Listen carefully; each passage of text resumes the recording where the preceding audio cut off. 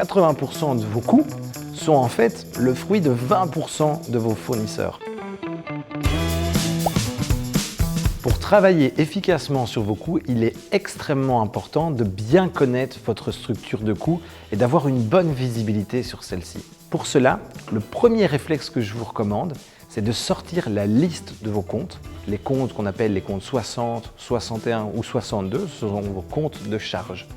Et ensuite, de passer en revue la liste de vos coûts selon le principe de Pareto. Le principe de Pareto, on l'appelle aussi le principe 80-20. C'est un principe empirique qui dit que 80% des effets sont le produit de 20% des causes.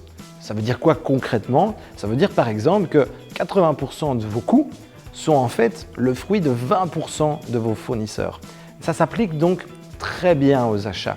De cette manière-là, vous allez pouvoir déterminer là où vous devez vraiment vous focaliser. Chez quel fournisseur êtes-vous que vous devez commencer à travailler?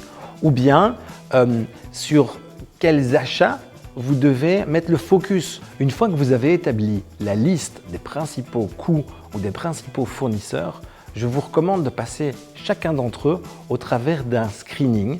J'appelle ça un prisme. En fait, il y a 3 dimensions.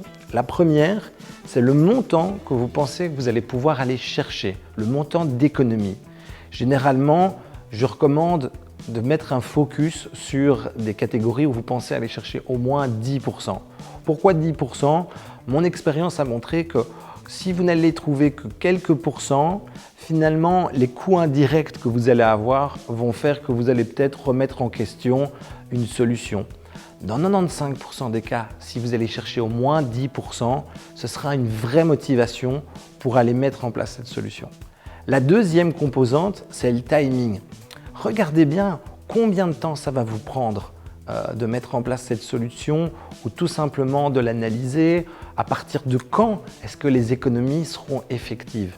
Donc ça, c'est la deuxième composante, c'est la composante temporelle. Et la troisième composante qui est souvent sous-estimée dans les entreprises, c'est la capacité de mise en œuvre. En effet, peut-être que dans votre entreprise, il y a des syndicats qui seront contre une de vos solutions ou bien tout simplement une aversion au changement.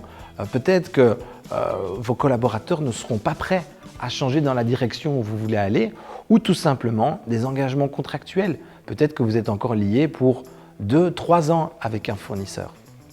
Une fois que vous avez ça, vous pouvez établir un ratio et ainsi déterminer les postes de coûts où vous devez vraiment mettre le focus et ça va vous permettre d'établir un plan de travail. Dans le prochain épisode, je vous expliquerai comment éviter de tomber dans le cercle vicieux du cost-cutting.